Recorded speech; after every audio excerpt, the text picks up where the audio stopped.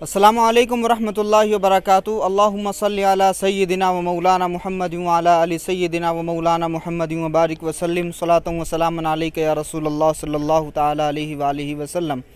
لی خمسۃ نطفی بہا حر الوباء الحاطمہ المصطفیٰ والمرتضیٰ وابناہما والفاطمہ۔ خدایا بحق بنی فاطمہ کہ بر قول ایماں کنی خاتمہ، اگر دعوتم رد کنی بر قبول منو دست و دامان آل رسول۔ خدا کے عاشق تو ہیں ہزاروں، بنوں میں پھرتے ہیں مارے مارے، میں اس کا بندہ بنوں گا جس کو خدا کے بندوں سے پیار ہوگا۔ ہندوستان روحانیت کی سرزمین ہے، ہندوستان صوفیاء کرام کی سرزمین ہے۔ اس ملک میں مشرق سے لے کر مغرب تک، شمال سے لے کر جنوب تک ہر جگہ اولیاء اللہ ہیں، صوفیاء کرام ہیں، بزرگان دین ہیں۔ صوفیاء کی آمد کا سلسلہ ہندوستان میں بہت پہلے شروع ہو گیا تھا، لیکن عطائے رسول نائب النبی فی الہند خواجہ خواجگاہ معین الملت والدین حضرت خواجہ غریب نواز رحمۃ اللہ علیہ کی آمد کے ساتھ جو تسلسل شروع ہوا ہے اس کی ایک اپنی تاریخ ہے۔ ہندوستان میں سلسلہ چشتیہ کے صوفیاء میزبان کہے جاتے ہیں اور باقی تمام سلاسل کے صوفیاء مہمان کہے جاتے ہیں۔ اسی سلسلہ چشتیہ میں حضرت خواجہ غریب نواز رحمۃ اللہ علیہ کے جانشین ہوئے قطب الاقطاب حضرت خواجہ قطب الدین بختیار کاکی رحمۃ اللہ علیہ۔ پھر مرکزی خلافت منتقل ہوئی زہد الانبیاء شیخ الاسلام والمسلمین حضرت بابا فرید الدین مسعود گنج شکر رحمۃ اللہ علیہ کی طرف، اور حضرت بابا فرید الدین مسعود گنج شکر سے پھر دو دریا بہے، ایک کا نام نظام الدین ہے، دوسرے کا نام علاء الدین ہے۔ حضرت بابا فرید فرمایا کرتے تھے کہ میرے سینے کا علم نظام الدین کے پاس ہے اور میرے دل کا علم علاء الدین کے پاس ہے۔ حضرت محبوب الہی خواجہ نظام الدین اولیاء نے دلی میں بیٹھ کر کے دین کا نظام چلایا، اس لیے سید محمد بدایونی نظام الدین کے نام سے مشہور ہوئے، اور حضرت مخدوم علاء الدین علی احمد صابر کلیری نے کلیر شریف سے یہ فیضان چشتیہ بہایا اور ساری دنیا میں پھر یہ سلسلہ پھیلا۔ لیکن ایک خاص بات ہے کہ حضرت محبوب الہی کے خلفاء و مریدین آسمان میں ستاروں کی مانند ہوئے، اور ان تمام ستاروں کے مانند مریدوں پر حضرت مخدوم علاء الدین علی احمد صابر کلیری کے ایک شمس یعنی حضرت حافظ خواجہ شمس الدین ترک پانی پتی رحمۃ اللہ علیہ، وہ اپنے آپ میں اتنی شہرت ہوئی ان کی کہ انہی کے ذریعے پھر سلسلہ چشتیہ صابریہ مخدوم جلال الدین کبیر الاولیاء تک پہنچا، وہ بھی اکلوتے خلیفہ ہوئے، اور پھر حضرت مخدوم جلال الدین کبیر الاولیاء کے بعد میں ردولی شریف، گنگو شریف، پھر یہ سلسلہ ساری دنیا میں پھیلا ہوا ہے۔ جس آستانے پر ہم اس وقت حاضر ہیں یہ حضرت حافظ موسیٰ مانک پوری چشتی صابری رحمۃ اللہ علیہ کی درگاہ ہے۔ سلسلہ چشتیہ صابریہ کے بہت عظیم بزرگ ہیں، حضرت کا سلسلہ اوپر تک صابر پاک تک جاتا ہے، پھر غریب نواز تک پہنچتا ہے، اور پھر حضرت حافظ موسیٰ مانک پوری کے ذریعے بہت سارے علاقوں میں انڈین سب کانٹیننٹ کے کئی حصوں میں یہ سلسلہ پہنچا ہے۔ اس وقت ہم انہی کے آستانے پر حاضر ہیں، اور ہمارے ساتھ جن شخصیت کو آپ دیکھ رہے ہیں یہ حضرت سید اکبر نظام الدین حسینی چشتی صابری ہیں۔ حیدرآباد کی ایک بہت مشہور خانقاہ ہے جو حضرت حافظ موسیٰ مانک پوری چشتی صابری رحمۃ اللہ علیہ کے خلیفہ ہیں، خاموش بابا کے نام سے مشہور ہیں۔ سب سے پہلے تو ہم آپ کا استقبال کرتے ہیں، اب تشریف لائے، کئی مرتبہ حاضری ہوئی لیکن آپ سے ملاقات کا شرف حاصل نہیں ہو سکا۔ یہ ایک بڑا ہی خوبصورت اور حسین لمحہ ہے کہ آپ بھی یہاں تشریف فرما ہیں۔ سب سے پہلے تو حافظ صاحب کا جو ایک ابتدائی تعارف ہے وہ ارشاد فرما دیں۔ حضرت حافظ محمد موسیٰ چشتی صابری قادری سہروردی رحمۃ اللہ تعالی علیہ سلسلہ صابریہ کے جو بڑے شیوخ ہیں ان میں سے ایک ہیں، جو محتاج تعارف نہیں ہے۔ حضرت کا سلسلہ نہ صرف ہندوستان کے جنوبی ہند میں ہے بلکہ شمال میں ہے، سینٹرل انڈیا میں ہے، ایسٹرن انڈیا میں ہے، افغانستان میں بھی ہے اور سینٹرل ایشیا میں بھی ہے۔ اور حضرت حافظ محمد موسیٰ رحمۃ اللہ علیہ حضرت سید پیر جی اعظم صاحب روپڑ شریف کے خلیفہ اور جانشین ہوئے، اور حضرت سید اعظم صاحب رحمۃ اللہ تعالیٰ علیہ حضرت پیر سالم صاحب کے خلیفہ تھے، اور بھانجے بھی ہوتے تھے، اور حضرت پیر سید سالم صاحب حضرت ابو سعید میران بھیگ رحمۃ اللہ علیہ کے خلیفہ تھے۔ تو یہ سلسلہ حضرت حافظ اللہ کا وہ پورے ہندوستان میں الحمدللہ سلسلے حافظیہ صابریہ کا فیض جاری ہے، اور حضرت حافظ موسیٰ رحمۃ اللہ علیہ کے خلفاء میں جو مشہور خلفاء ہیں جس کا کتابوں میں تذکرہ آتا ہے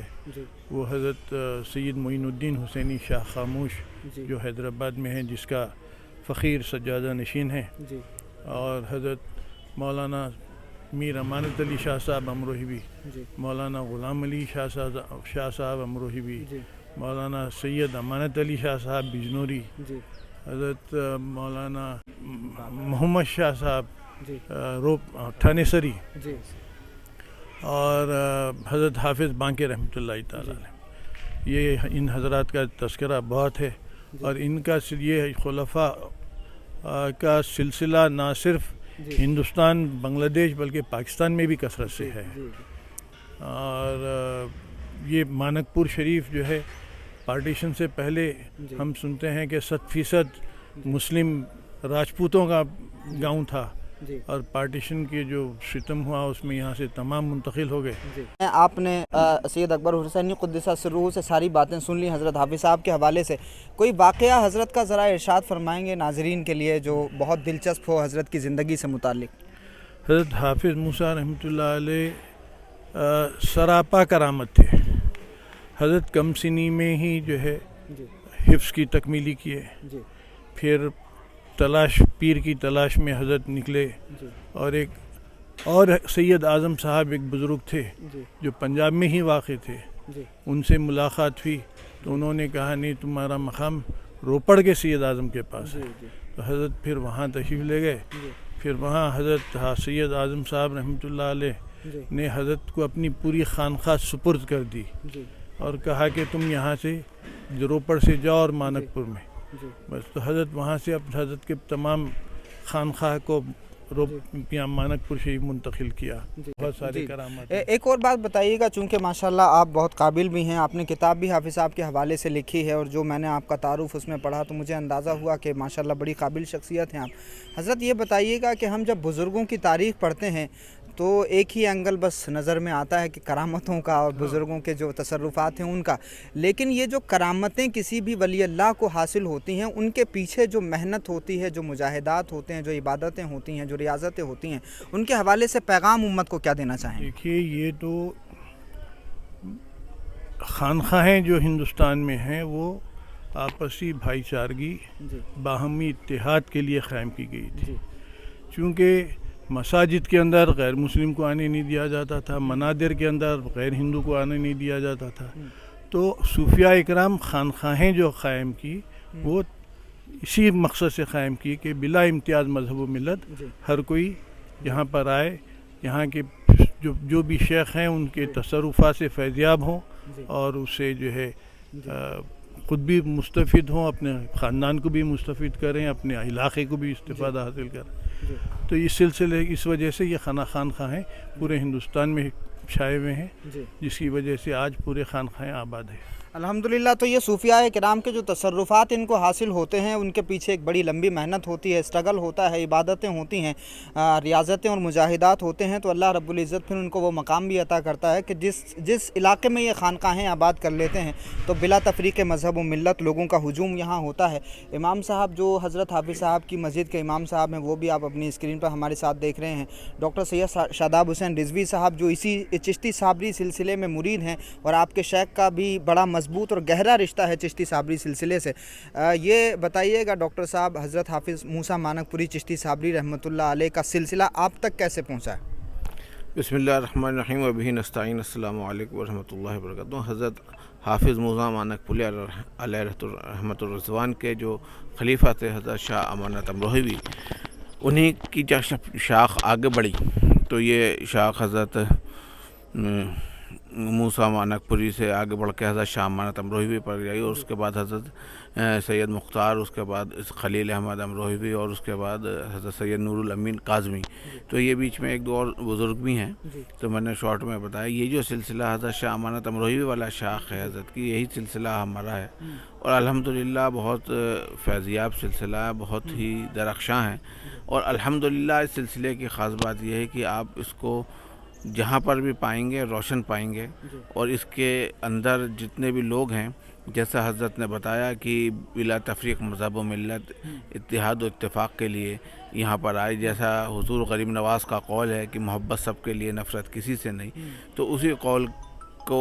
عملی جامہ پہناتے ہوئے تمام بزرگان دین اس دنیا میں، اس ہندوستان میں ایک گنگے جمنی تہذیب کو लेकर आए और उसके साथ उन्होंने यहाँ पर लोगों के कल्बों का इलाज किया, लोगों के दिलों को खुदा से जोड़ा और आपस में भी एक दूसरे की मोहब्बत पैदा की। एक बहुत ख़ास बात बुज़ुर्गों की ये रहती है कि जब इनके यहाँ कोई आता है तो वो ये भूल जाता है कि मैं हिंदू हूँ या मुसलमान हूँ। वो अपने आप को ये कहता है कि मैं सरकार का गधा हूँ, मैं सरकार का ग़ुलाम हूँ। और यही जो है ग़ुलामी है, जिसका पट्टा जब गले में पड़ जाता है तो वो फिर इधर उधर नहीं भटक। तो वो जब बस हमारी यही दुआ है कि अल्लाह रब्बुल इज़्ज़त इन अल्लाह के महबूब बंदों के वसीले से हमारी जो ग़ुलामी है वो कबूल व मकबूल फरमाए। आमीन आमीन।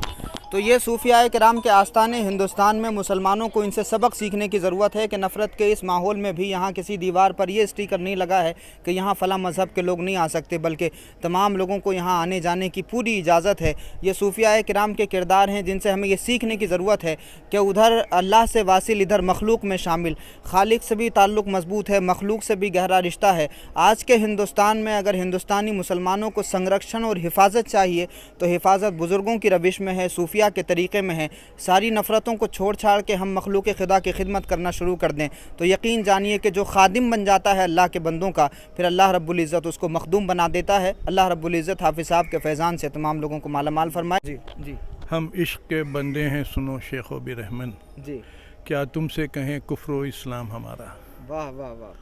और एक जगह हज़रत फरमाते हैं, गब्र से रख राम राम और शेख साहब से सलाम, जी। हक़ ने खींची है हर एक तस्वीर अपने हाथ से। वाह वाह। तो सूफिया के इन शेरों को तो अगर समझ लें हम तो आज के हिंदुस्तान में भी बहुत कुछ तब्दील हो सकता है और नफ़रतों को हम हरा सकते हैं अगर थोड़ा सा हम अपने अंदर मिजाज में नरमी और रवादारी पैदा कर लें। स्पिरिचुअलिटी, टॉलरेंस, एक्सेप्टेंस और अनकंडीशनल लव को प्रमोट करने की ज़रूरत है, जिसको सूफियाए किराम ने service to all, love to all, respect to all के ज़रिए फैलाया हिंदुस्तान में। इसी वजह से आज भी हमारे सरों पर पत्थर मारने वाले लोग भी इनकी दरगाहों पर चादरें चढ़ाने क्यों आते हैं, ये बहुत बड़ा सवाल है और इस पर हमें सबको मंथन करने की ज़रूरत है। बहुत शुक्रिया।